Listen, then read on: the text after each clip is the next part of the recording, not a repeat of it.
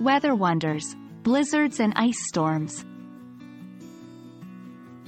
Hello everyone. In today's video, we will be exploring the exciting and sometimes extreme world of weather, specifically blizzards and ice storms. These terms might seem intimidating, but don't worry, we'll break them down in simple, easy to understand English. Let's start by defining our main terms. Blizzards are severe snowstorms that last for a prolonged period of time. They are characterized by strong winds and low visibility due to blowing snow. You might imagine a blizzard as a fierce wall of swirling snow and wind. Ice storms, on the other hand, occur when falling rain freezes upon impact, covering everything in a layer of ice. Imagine trees, roads, and houses all encapsulated in a shiny, slippery coating of ice. That's an ice storm.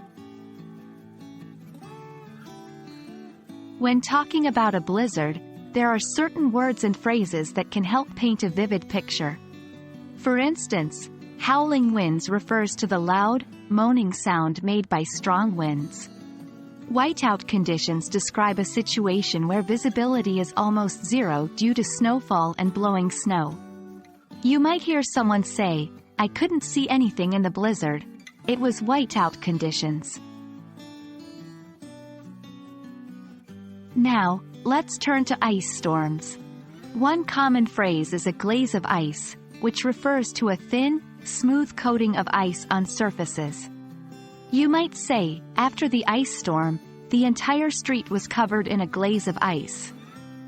Another term you might use is icy grip, symbolizing how the cold and ice grip, or hold, the environment. For example, the icy grip of the ice storm left us without power for 2 days. There we have it, an introduction to the extreme weather conditions of blizzards and ice storms.